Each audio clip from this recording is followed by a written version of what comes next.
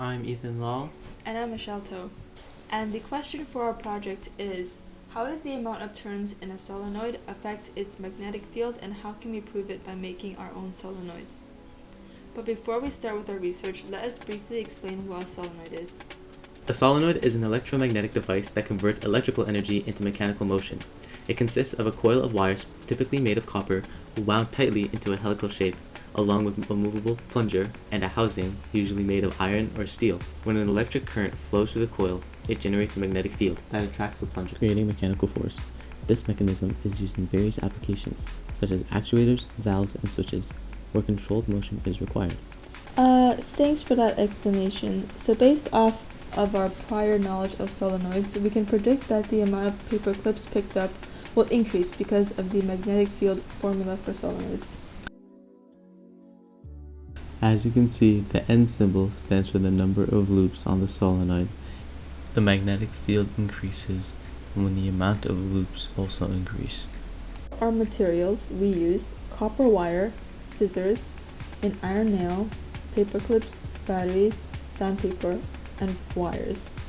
So for our plan, we decided to make 3 different solenoids with each different amount of loops to test our hypothesis. On our first day of experimenting, we spent 2 whole classes researching ways to make solenoids. We also spent those 2 classes failing to make a solenoid because of problems with our power source and bad advice from the internet. But on our second day, with the help of Ms. Simons and with better research, we got a kit to help us make our solenoids mostly smoothly. Oh yeah.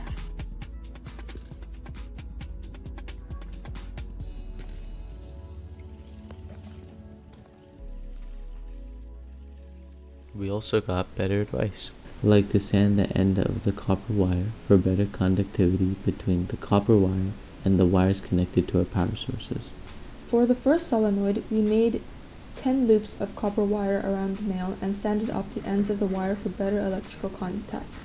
After we connected it to the wires on the batteries, we observed that the field made by the solenoid wasn't strong enough to pick up a single paper clip. And for our second solenoid, we used 25 loops, and when we set everything up, it was able to pick up 1 paper clip. Oh yeah. And for our last solenoid made in our experiment, we used the most amount of loops that could fit on the nail, which was 45 loops. And this time, the solenoid was able to pick up a whopping 4 paper clips. So in conclusion, our experiment proved that the number of loops in a solenoid does affect the strength of its magnetic field. Yep, as we increased the number of loops from 10 to 25 to 45, the solenoid was able to pick up more paper clips from 0 to 1 to 4. That's because the more loops means more magnetic field lines are created, which makes the solenoid stronger overall. And even though we struggled a bit at first, we learned a lot from building, failing, and finally making our solenoids work. For this project, we wanted to do a more hands-on experiment that also includes research and strengthening our knowledge about solenoids. We think we did our best in this project, and if we were to do this again, we could try increasing the current or using a thicker core to make it even stronger.